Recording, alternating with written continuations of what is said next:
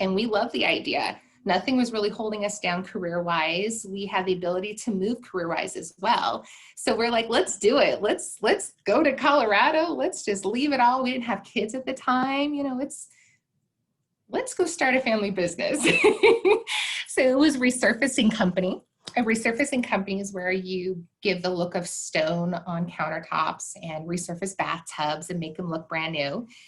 That was going really well. Except I found out I was pregnant, which is a little different since I'm a hands-on girl. So I would go on basically in a onesie jumpsuit on these job sites. And I always had my hair and makeup done, but I would get dirty. So I love getting down and dirty and doing all that. But when I found out I was pregnant, I was really ill, really having a hard time with keeping anything down. They call it hyperemesis. So I was getting IVs every other day, really losing extreme amounts of weight, which right now I wish I had the problem, right? But we were just experiencing a lot of issues with the extreme nausea and such with the pregnancy. But I had this child and he was amazing. His name is Anthony. He was about 2 months old when I started getting vertigo and started just feeling off, not knowing what was happening. And then I found out that, you know, things in my body weren't working right. And I thought maybe it was like postpartum, something like that. It just so happened because of the pregnancy and the hormones that everything caused, it made my thyroid levels go extreme and move forward to a pace that I was able to have these symptoms. I went into numerous doctors and they didn't know what was happening with me. They said it was in my head. One in particular was a military doctor. He was there, you know, has been in the military for years and liked to give ibuprofen to people and let them leave. He was letting me know, he was telling me that it was all in my head and that I should see a mental hospital and basically get admitted. And at this time, I looked at my husband and I haven't slept for days. I'm like, please do not let them take me. Something is wrong. And he looked at me and he said, don't worry, sweetheart, we will get this taken care of. Within about 5 minutes, we had a change of shift. And at that shift time, we had a doctor come in. And it was exactly how I pictured it. And my husband was there as a witness, which makes this story so beautiful. He comes in and it's like time stopped. Everything that was chaotic and all the noise that was happening in the halls completely stopped. When he came in, he had almost like an aura about him. His hair was very silver, bright, almost had a shimmering factor to it. And he looked at me and he looked down at his badge and he said, hi, I'm doctor. And then looked down like he didn't know his name and said, Milano. My husband and I looked at each other like, our doctor doesn't even know his name. What is happening here? This is pretty extreme. But at this point, I did not care. I needed sleep. I had a new baby. I'm like, what is wrong with me? I am having vertigo. I am just having all these symptoms. He came behind me and he brushed my hair back and he said, I know what's wrong with you, sweetheart. Put his hands on my neck and it said, you have a thyroid issue. We're going to take care of this. As fast as he came in, he left. Time sped up. Doctors came in, gave me tests, and found out I had stage 4 thyroid cancer. Stage 4 with a brand new baby is pretty extreme. They tell you, you know, thyroid cancer is the best cancer you can get. I'm like, how is that possible? Because it's cancer, you know, how is it a great thing? So it was pretty intense to see.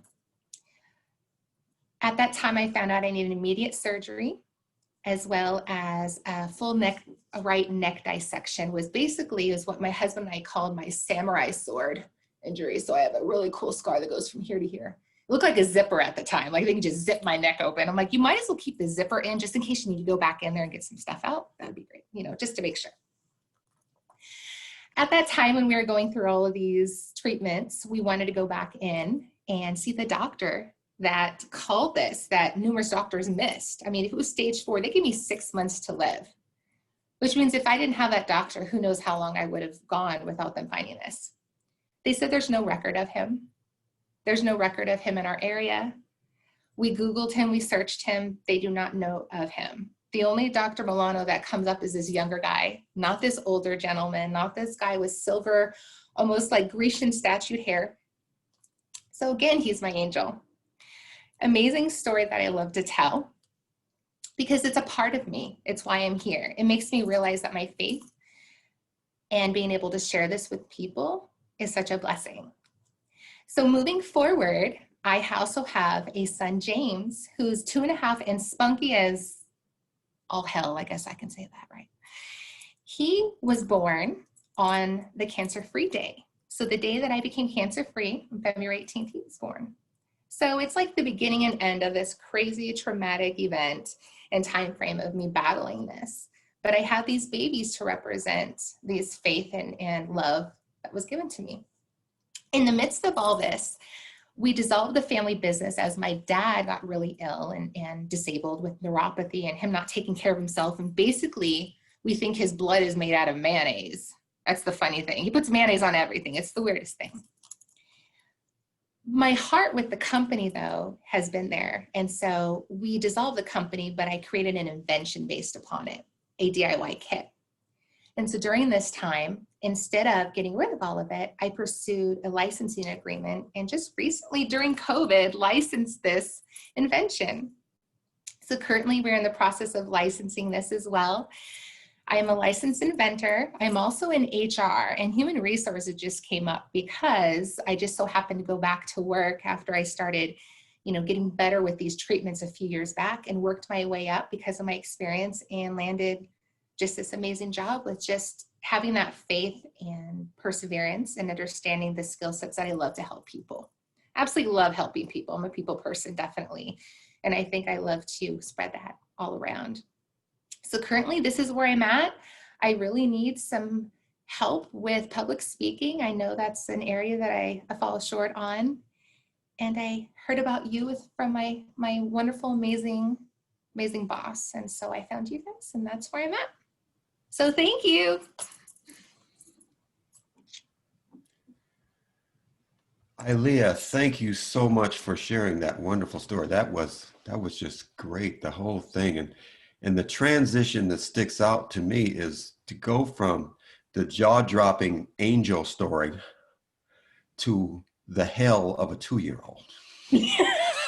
That was just fabulous. That transition from angel to hell, I mean, that was awesome. And then the only other thing that I would say is, you said that you need a lot of help with public speaking, but you are already so talented after that.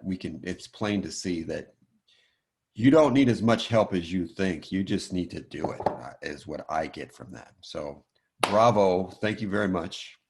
And off we go to the next segment.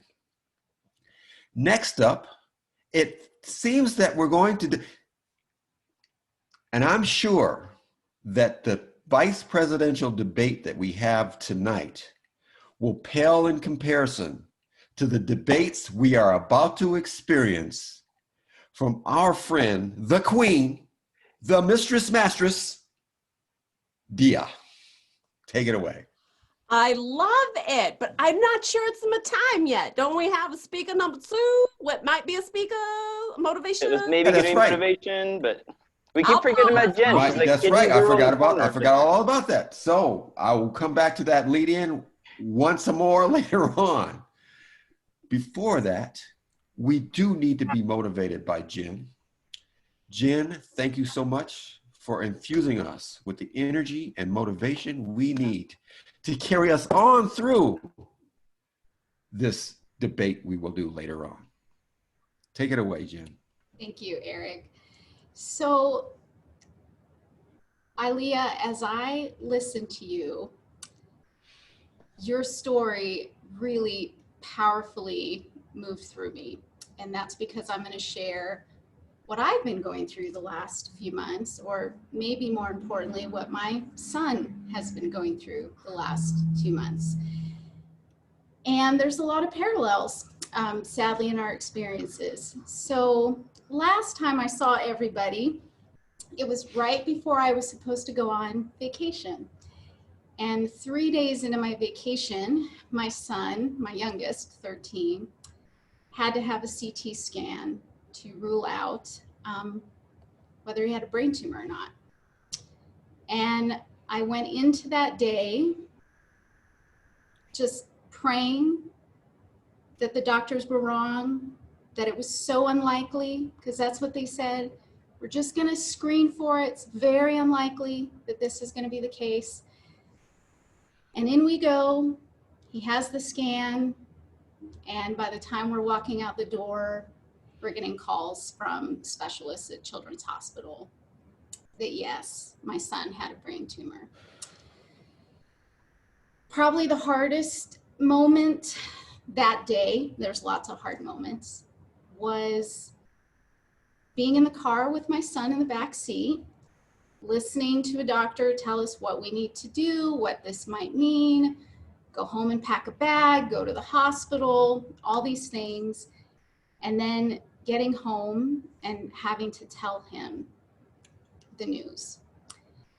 And it was so sudden, and my husband and I and my youngest had to go straight to the hospital, believing he might have surgery that day, and leave my older two kids at home after breaking this horrible news to them, because during COVID, you can't be together. There's some good endings here, so I want to put this out there.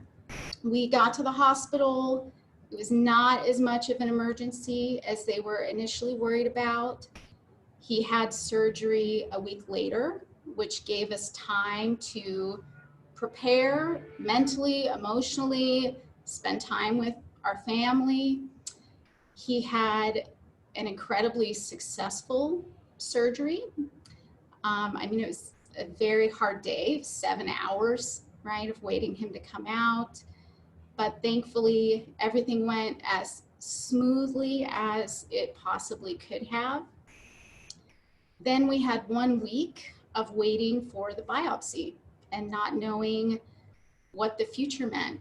And our son was able to come home relatively quickly. His recovery was phenomenal. In fact, he was only in the hospital for 3 days, if you can believe that. Came home, waited, did get the amazing news that it was a very low-grade tumor, very unlikely to reoccur, very unlikely to need further treatment. And now we're in this post-trauma world for us, right? He had his surgery on August 18th, so it's been almost 2 months. And now we're in the realm of hoping the doctors are right, that it won't reoccur, right? There is follow-up because obviously they need to monitor. We're trying to believe, again, that they're right, that we won't need to worry about it. He's gone to school. He's in therapy. He has to do physical therapy, occupational therapy, because his tumor was in his cerebellum in the back. So his physical coordination was impacted, his right hand use. Those were the symptoms that made us go in to ask questions. And we all have good days and hard days. And, a week ago I was on a walk with him and he told me how he thinks he might have PTSD.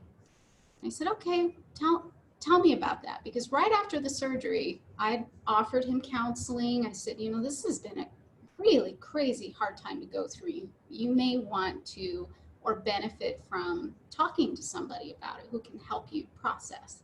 He said, no, Mom, they said I'm going to get better, right? That just beautiful optimism that young people can have. And I said, okay. And so time passes, and he brings up this, I think I might have PTSD. He says, well, why? He says, well, I read a story today for school, nonfiction, really. And he said, there was a guy in the story with a tumor and he died. And I started crying in class. And I was so I don't want to say devastated, but just so heart-wrenching in that moment with him, knowing that He's just a kid trying to do a class assignment and ultimately reminded of his mortality at 13 in a way that he shouldn't have to. And again, I want to highlight through all of this, we couldn't have had a better outcome for how terrible that experience was. And part of me sharing this is, I think if I can pull back and not just tell the story, but sync it with why I wanted to tell the story in connection with being Motivation Master, is in all the noise of this year, the hysteria, the disruption, the politics, the fighting, the do we wear masks, do we not wear masks, do we believe this person, do we not believe this person? When we found out about my son, I cannot tell you the time in my life where reality, like the true reality of what matters, hit home through all of that noise. And I just want to share that for all of you, because this has been a traumatic year for everybody. And yet we all have this real personal life that's happening, and maybe not to this extent like what my son has gone through and what we're going through, but real life is still happening for everybody. And make sure you don't lose track of that in the noise that is surrounding you and what you're consuming day to day, because I can tell you none of that mattered when I was at the hospital. None of that mattered when I was hugging my son. None of it mattered while I was holding my husband's hand and we were getting through it together, and I was helping my other kids cope, and you know, all the family, all the friends, everybody there with us. The rest really fell away. And you all have that in your lives with or without a traumatic event. You all have a life that is more important than what is going on outside of you, right? We're not separate from the reality of what we're all facing, but we all do have things that are more important than the noise that our lives are being filled with right now, I would say. And some of that noise is important, but I would bet a lot of it's really not. So I'll wrap up with there. Thank you for listening. I also just wanted you to know why I haven't been here for so long. And I'm really happy to be back. So thank you. Wow. Jan, thank you so much for sharing that story with us. You know,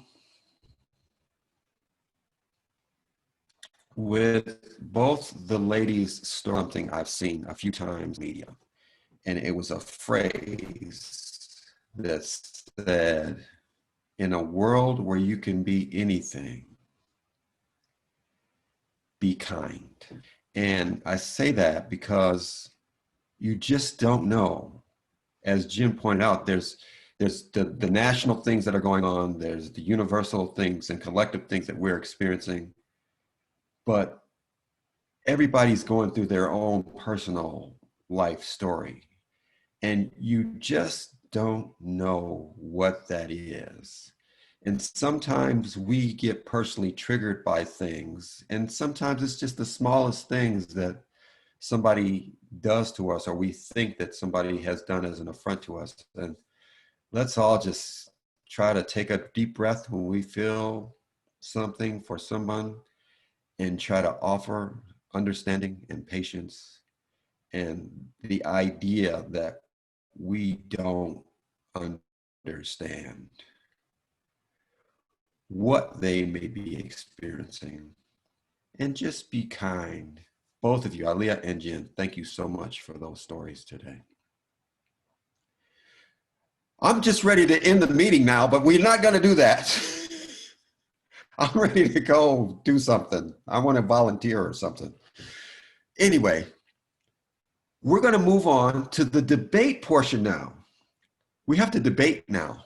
Dia, back to the queen of Toastmasters. And I And Dia, know I too. just want to say one thing, Dia. You know what? I'm looking at you where you are in your environment today, and it's so great because I feel like I'm watching one of those on TV radio shows. You look like you're in a radio studio there. It's just awesome.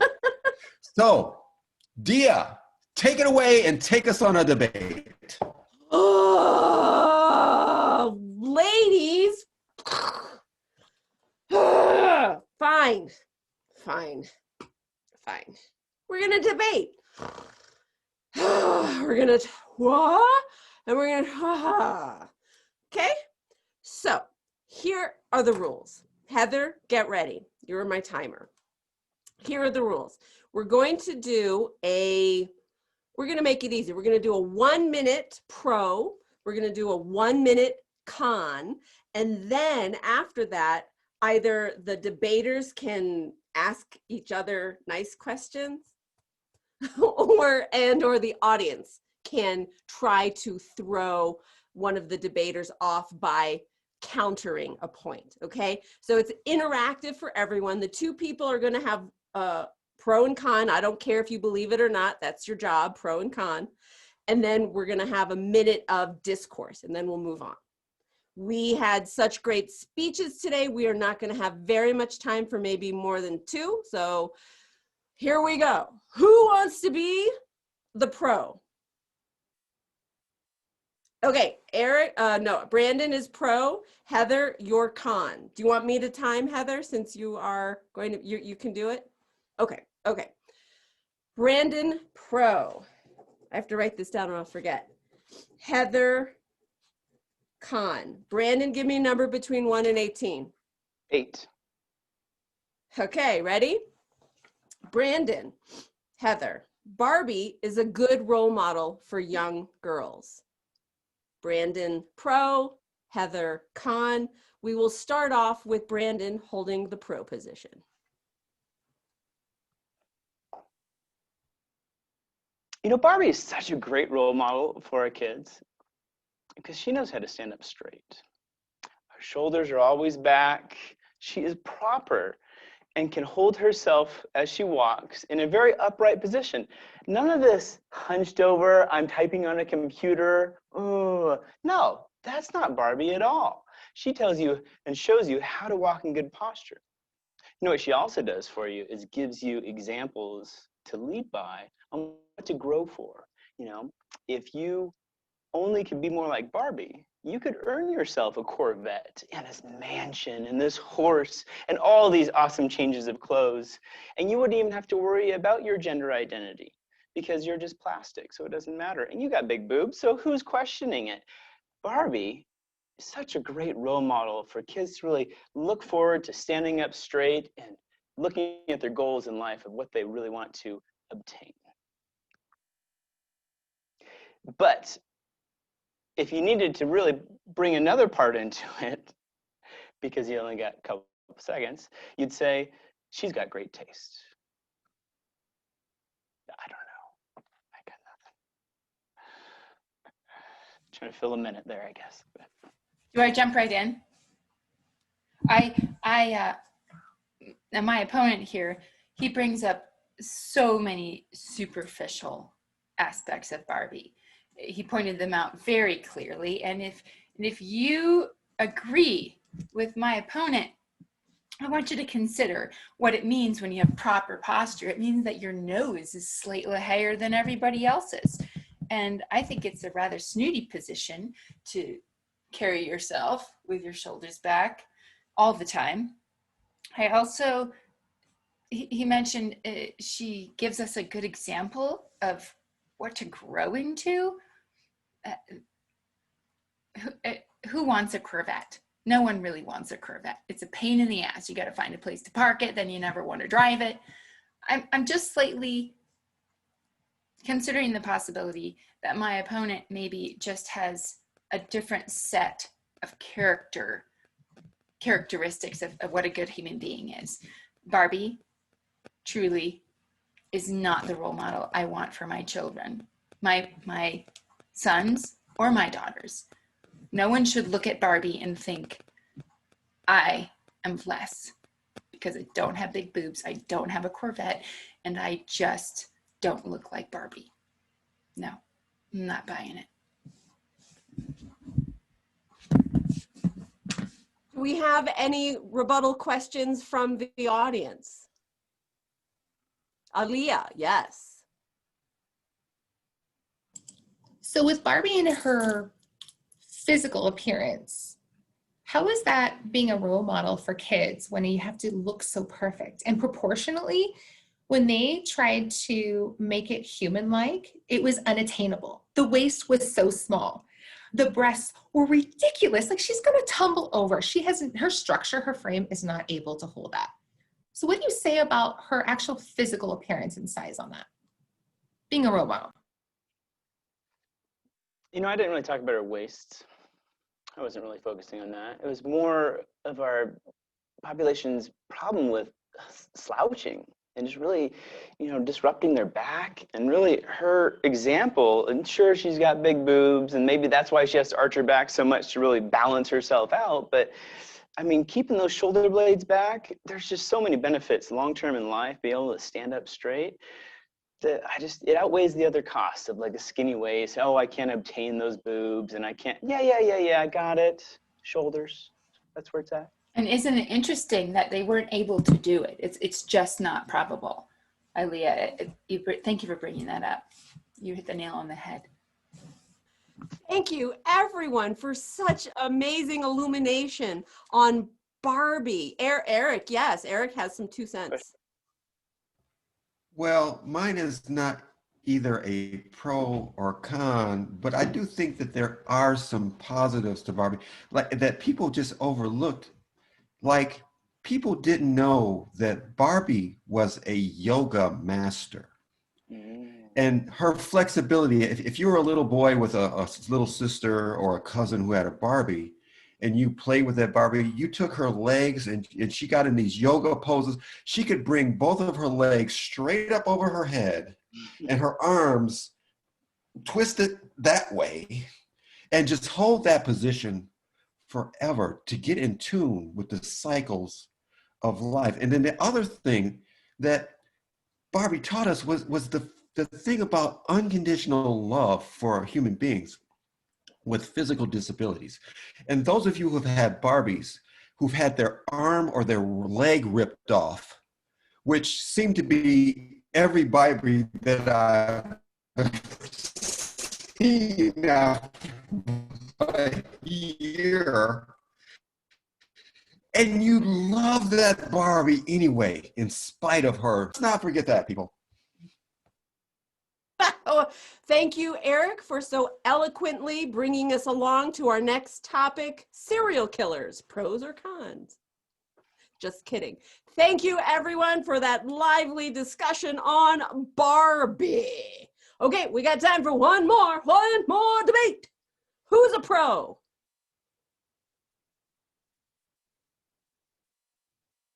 Jen is pro, Eric is con. Fantastic. Since I had pro pick last time, I'm going to have con pick this time. Eric, what number? 1 through 18, except 8. 16. 16. Very apropos, Jen, if you consider my opinions, which you won't because this is your debate, not mine. But here we go, 16. Cell phone radiation is dangerous and should be limited. Eric is con, Jen is pro. We will start with our pro. Jen. Have you all noticed just how much time people are spending with this right here? Do you know what's inside this space? It's the most important part of your body. It's your brain. It's the manager of everything. You know, I had a client that tested electrical contraptions, mechanical items, specifically to test the electricity and microwaves, those kinds of things that come off of these. And if you truly believe that your cell phone can reach a cell tower to function and nothing is going into this space, you are incredibly naive and living in a real space of just disavowing reality. My son's tumor is actually directly correlated to how much time he spent on his cell phone. If that's not evidence, I don't know what is.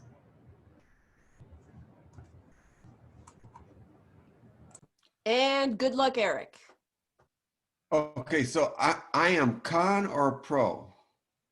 Con. I'm con. That So radiation now is you'll bad. say they're good. Since she said they're bad, you'll be. Okay, so I was all ready for that. She stole my argument. So here we go. With that said, radiation could only possibly be good if we take into consideration all the factors that are involved here. Radiation does harm. And so in doing its harm, it can teach us that what we're doing presently with our habits and our functions aren't where we want to be and how we want to evolve as human culture. And without this knowledge, we would not be able to adequately correct our behaviors and evolve ourselves to a higher level. It is very unfortunate, and I don't wish harm on anyone to learn these things. But in so doing, it reinforces the lessons that we do need to learn so that we don't harm ourselves as a society and a culture with our technology in the future.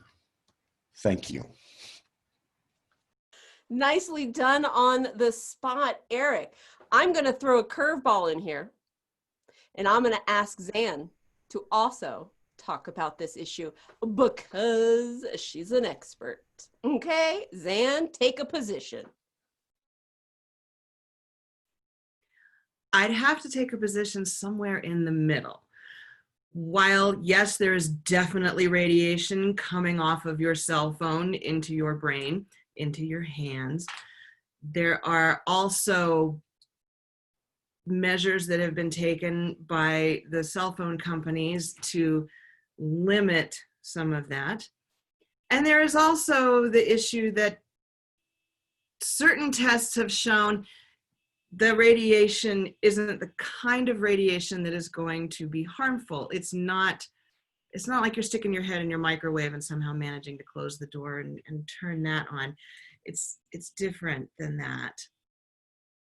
It is, however, scary as hell. And we try to avoid thinking about it.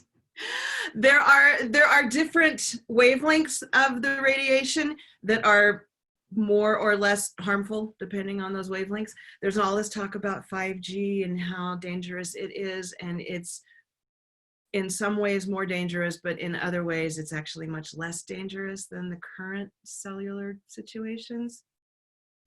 I would have to do a 45-minute talk on it to get into the details of it, but I'd have to say overall, there are cons, there are pros and cons to being able to test the radiation and know how much radiation is happening there, and pros and cons to using the cell phones and how much danger you're actually in.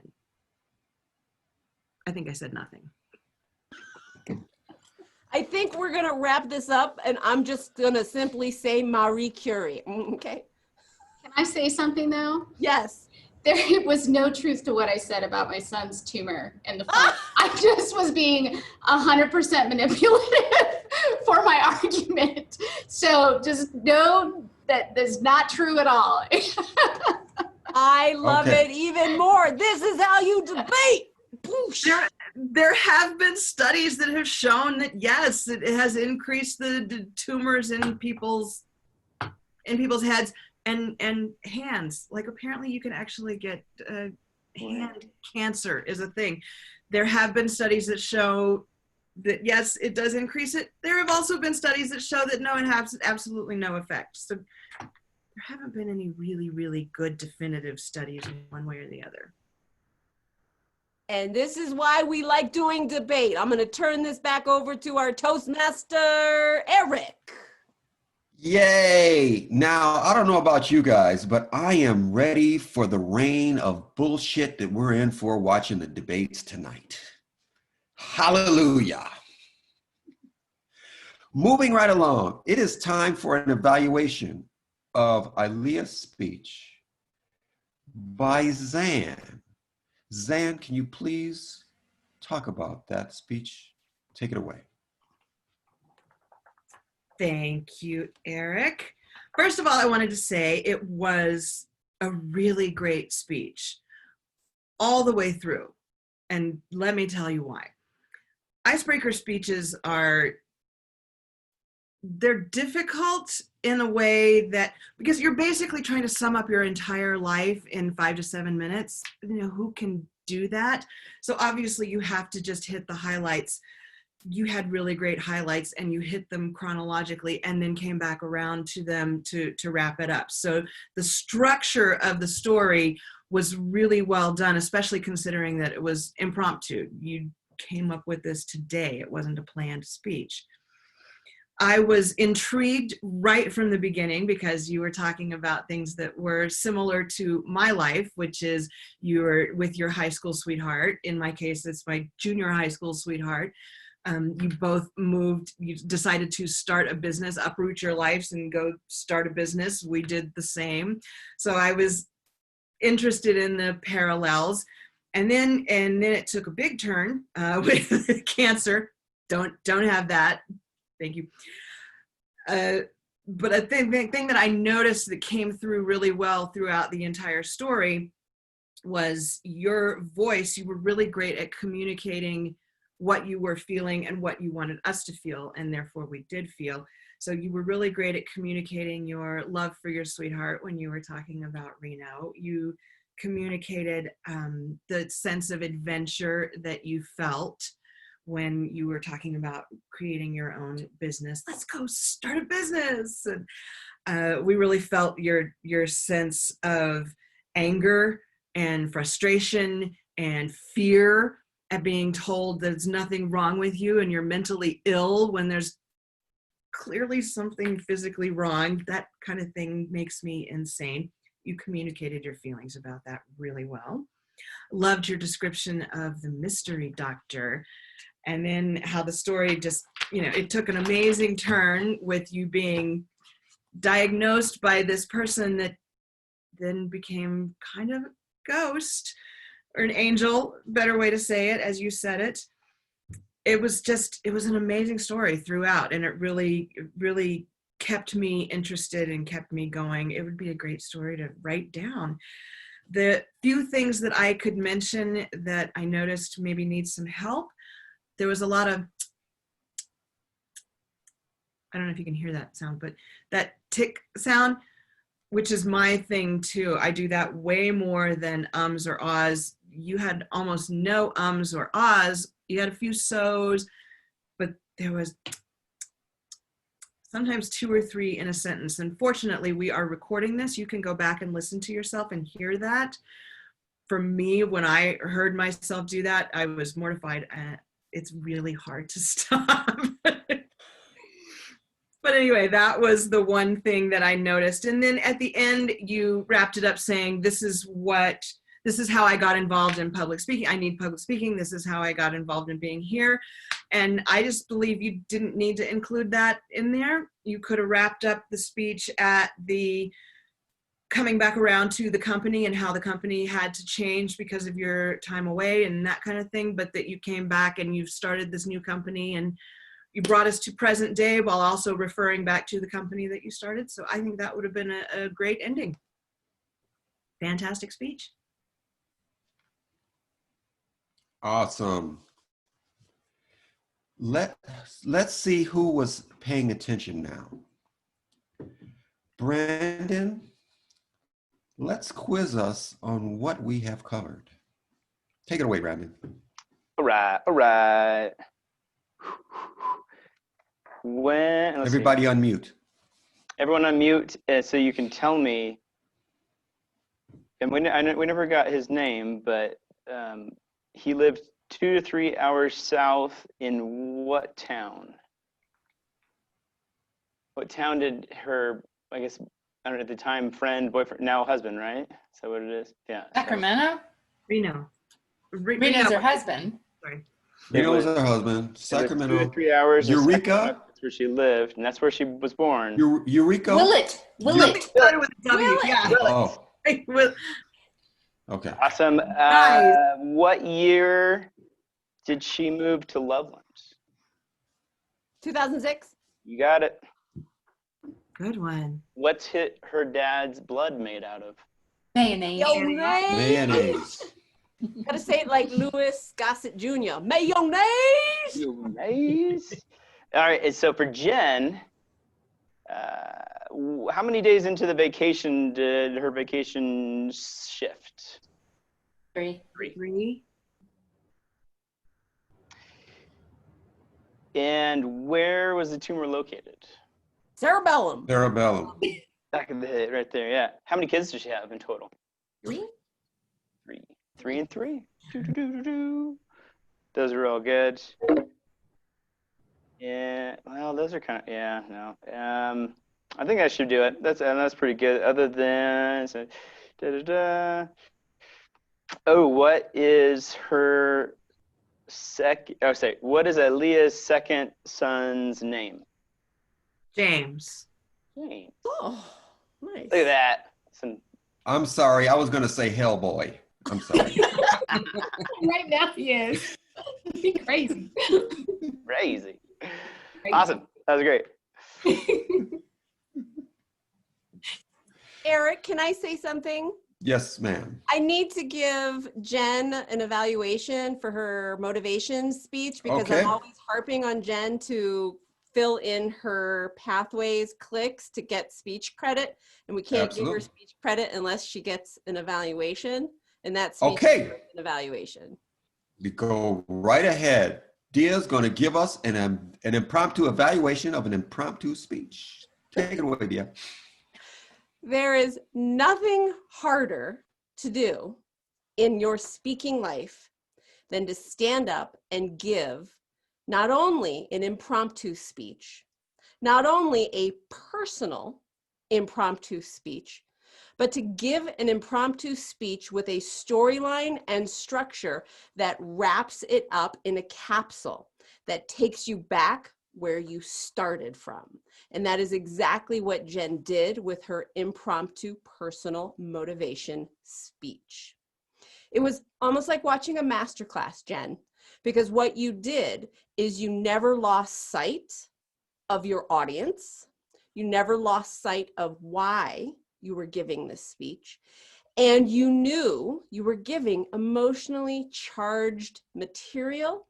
And you took care of that by holding your audience and not letting us sink deep into the what ifs, by coming up in the beginning third of that speech and saying, it's okay. This all has good outcomes, which allowed us to begin to breathe again. Although personally, it didn't help the tears factor from stop the bus on that coming in, but it did allow me to have relief and to enjoy your story and not have apprehension about your story. And that's a danger in giving a personal speech with charged content, is your audience can be so reactive and affected by what you're saying that they shut down, that they turn off, that they just stop interacting with you. And the way you handled this was masterful. You just recognize that your audience was there,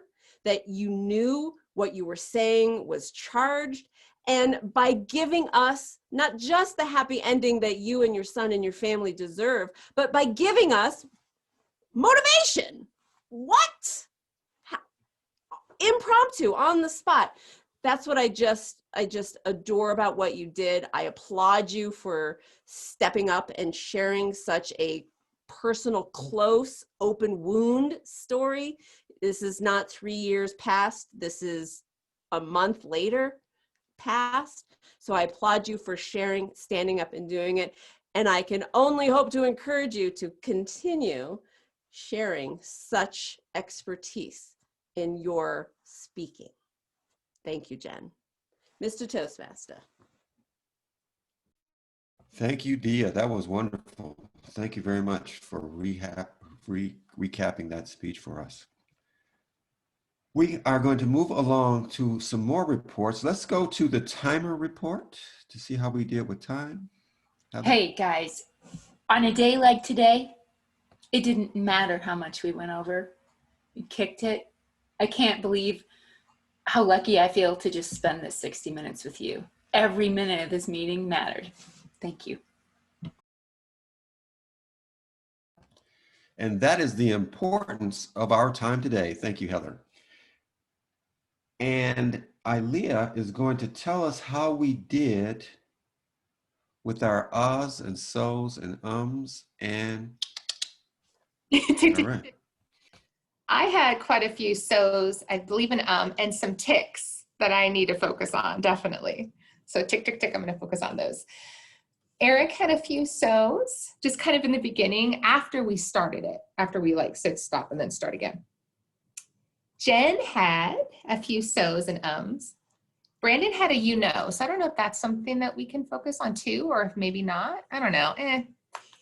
No, that's what I would agree. That's one of my things my wife hates. You know. And she's like, no, I don't know. I'm talking about like high-end technical electronic stuff, and she's like, stop saying you know, because I don't know. I'm like, oh, sorry, that's just a habit. Sorry. My bad. For the majority, we all did really great. So that was pretty much all I was able to find on them. So thank you. Thank you very much, Ilea. The last report or thing that we'll go over is the general evaluation of today's meeting from Heather. I kept the timer short because I wanted to leave just a little bit. Truly beautiful how this group has navigated. I've only been on Zoom with you guys. I've never been in person. So I'm sure there's time that we get back in Zoom because we're not transitioning, standing up, moving, all those things. But we began with Eric beautifully introducing our roles, making sure all the roles were filled. Dia, to have to follow those two speakers with, I had to turn my screen off and just have a good cry. I just had to get it all out before I could move on. And what you said was just beautiful. Dia, in response to Jen. And Ilea, I think you did that same. I felt the same. You were just kind of holding me because you're here. And those of us who heard your story a couple weeks ago, it was great for me to actually walk it again. I really appreciated. I hope you didn't feel like, oh, I've said this before, because you delivered it. I got more back history and it was poignant. So thank you for that. Dia, what a great opportunity you had to inject both joy and humor into this meeting after we were kind of, and you did it. You physically showed us, okay, I have to breathe here. Let's all do that. And I appreciate that about you helping us get through this today. It just flowed, and I appreciate everyone's ability to kind of be flexible in this moment. We obviously, Dia, didn't quite have enough time for as many debates as we usually would have. I think we started 13 minutes after we normally would start table topics, so it was significantly cut short, but I think it was beautiful to allow time for all the evals. So overall, I think it was another fantastic meeting.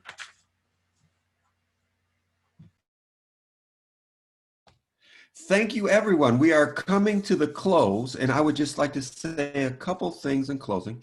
I sent out an email this week asking you all to give some thought to what you would like to get out of Toastmasters yourself. What are you wanting to find in yourself and develop within yourself, and actually how we can support you in that. So keep that in mind, because one of our upcoming meetings, we haven't decided which one for sure, but I'm going to say it's going to be within 3 weeks, 3 to 4 weeks. Brandon, would you say, Dia? Yeah, we That we penciled should in have 6 this meeting. weeks, but yeah. Yeah. Whenever, So yeah, when we decide when that day will be, we will actually send the email out and tell you specifically what meeting that will be, so you can be sure to be there, so you can express what you would like to get out of Toastmasters.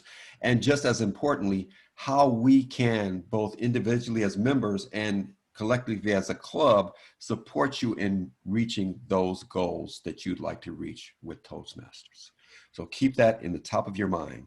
And then the other thing can I just add on? Can I just add on to that? Go right ahead. I just what really got to me at our last meeting when just the 4 of us or so showed up, and so we just had a talk about how to bring our club up, and what really got to me was remembering that since we're co-presidents and people of whatever, but it's really just our group. It's us, right? We all came here for similar reasons, to help support each other. So I'd love to have this safe space for everyone to grow. I would like to grow and use other people's motivation to help me grow as well. So if we can help think about this more as a we than a you and me, I think that would be great. Perfect. Thank you very much. And finally, who would like to sign up for a role for the next meeting? Would anyone like to give a speech next week? Would anyone like to volunteer and go ahead and say, Dia, is that a speech? Okay. We have one speaker. Do we have an evaluator for our speaker? Nobody Okay. wants to evaluate Dia. No. It'll be impromptu. It'll be easy. Zan, you just nominated yourself, didn't you, there, Zan? No. Would anyone like to take on Toastmaster? Fun challenge is a fun challenge. I know it's super. Okay, I'm going to send out. I'll do Heather, it. I'll do okay, it. Heather. Because Heather I need more practice. Cool. Heather will be Toastmaster. Wonderful. Thank you. That was one of the things we talked about, that we may just have revolving roles that would just go through the group and just like, all right, got to do it. Yes. And do it. And it just, you overcome that fear, and it's great. Voluntold.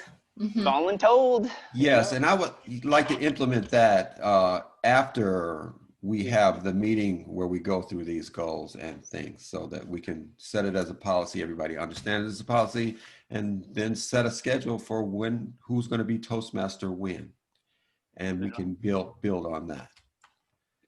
Any other volunteers for any other roles for next week before? I'll do a speech as well, just to make me have to do it, because I know which one I need to do, and so I just have to do it.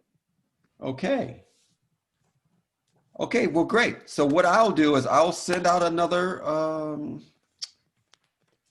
reminder by email about the roles and people signing up for roles. I'm going to reserve signing up for anything because I may need to think about.